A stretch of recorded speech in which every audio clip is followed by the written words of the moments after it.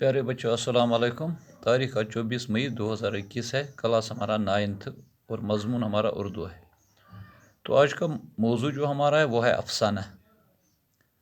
मुख्तसर अफसाना जदीद नसरी अदब की एक ख़ास सिनफ है जिसे अंग्रेज़ी में शॉर्ट स्टोरी कहते हैं। तो मुख्तसर अफसाना जो है आज के ज़माने में ये नसरी अदब का एक ख़ास सिनफ है जिसे अंग्रेज़ी में शॉर्ट स्टोरी भी कहते हैं। उर्दू में ये सिनफ मुख्तसर अफसाना, अफसाना और कहानी तीनों नामों से मशहूर है। और ये अफसाना जो है उर्दू में इसको 3 नाम दिए गए हैं, 3 नामों से मशहूर है। इसको मुख्तसर अफसाना, अफसाना या कहानी भी हम कह सकते हैं। दास्तान और नावल के मुकाबले में अफसाना बहुत मुख्तसर होता है, क्योंकि हम जानते हैं दास्तान और नावल जो ये ऐसी कहानियाँ होती हैं जो बहुत लंबी हुआ करती है, लेकिन इनके मुकाबले में अफसाना जो होता है वो बहुत मुख्तसर होता है, यानी बहुत छोटा होता है। एडगर अलन पो के मुताबिक मुख्तसर अफसाना ऐसी कहानी है जिसे आध घंटे से 2 घंटे के दरमियान पढ़ा जा सकता है। तो एडगर अलन एक शख्स है, उसके कहने मुताबिक उसने कहा है कि मुख्तसर अफसाना जो है ये एक ऐसी कहानी है जिसको हम आध से लेके 2 घंटे तक पढ़ सकते हैं, इस वक्त के दौरान इसको पढ़ा जा सके।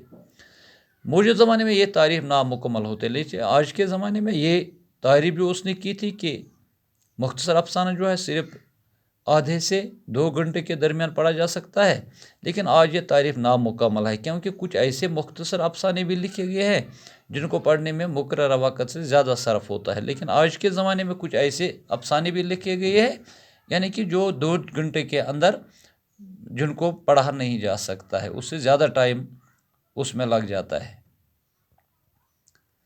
नावल के मुकाबले में मुख्तसर अफसाने ज़्यादातर किसी एक ही वाक़े के बारे में होते हैं, और नावल के मुकाबले में यानी ये अफसाना जो है मुख्तसर अफसाना ये सिर्फ एक ही वाक़े के बारे में होते हैं, और उसमें किरदार भी कम होते हैं, उसमें काम करने वाले लोग जो है वो भी इसमें कम होते हैं बनस्बत नावल के। चूँकि नावल जो है वो इससे ज़्यादा लंबा होता है, इसमें किरदार जो उसमें किरदार होते हैं वो ज़्यादा हुआ करते हैं, काम करने वाले लोग उसमें नावल में ज़्यादा होते हैं। लेकिन मुख्तसर अफसाने जो हैं इसमें काम करने वाले लोग भी बहुत कम होते हैं।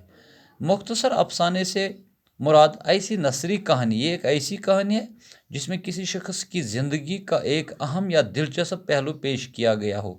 इसमें किसी एक इंसान के बारे में उसकी ज़िंदगी या उसकी कोई दिलचस्प पहलू जो होगा वही पेश किया जाता है, या इसमें कोई ऐसा वाक़ा बयान किया गया हो जिसकी इब्तिदा हो, या कोई ऐसा वाक़ा इसमें होता है जिसकी शुरुआत हो, इब्तिदा होगी शुरुआत, इर्तिका हो बीच का हो, और ख़त्म खातिमा हो, और उसका फिर खातिमा हो, और जो ज़िंदगी की बसीरत में इजाफ़ा करे।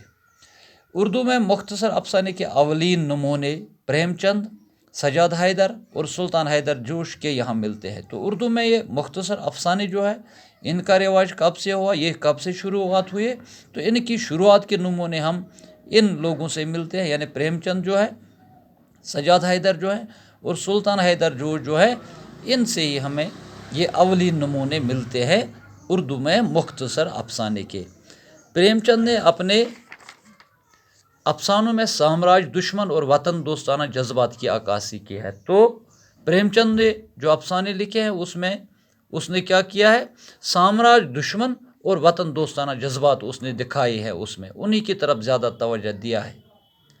सजाद हैदर ने अपने अफसानों में रोमानियत के अलावा इस्लाह और मकसदियत गालिब है, और सजाद हुसैन जो थे अफसाना निगार, उसने अपने अफसानों में रोमानियत के अलावा इस्लाह और मकसदियत, मकासद उसमें दिखाई देते हैं।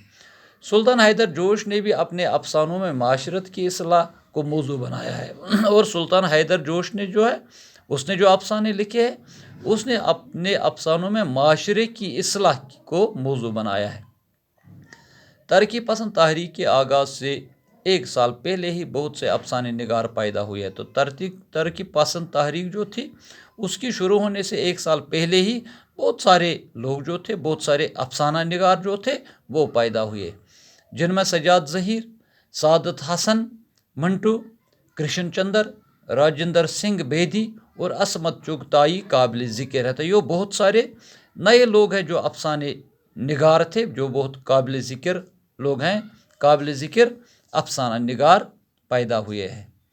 جنہوں نے اردو افسانے کو بے حد ترقی دی، اور ان لوگوں کی بدولت، ان لوگوں کی وجہ سے اردو کے افسانے جو ہے ان میں ترقی ہوئی ہے، اور انسان دوستی، سماجی اصلاح اور قومی شعور کو بیدار کیا ہے۔ تو ان لوگوں کے افسانے جو تھے ان میں بہت ساری انسان دوستی، سماجی اصلاح اور ترقی شعور کو بیدار کیا گیا ہے ان کے افسانوں میں۔ آزادی کے بعد تقسیم ملک اور فسادات پر بے حد افسانے لکھے گئے۔ تو جب ہندوستان آزاد ہو گیا، جب ملک آزاد ہو گیا، تقسیم ملک، تو اس وقت زیادہ تر جو فسادات ہوئے تو ان کے بارے میں بہت سارے افسانے لکھے گئے ہیں۔ ان افسانوں میں حقیقت پسندی اور فطرت پسندی کی ترجمانی کی گئی ہے۔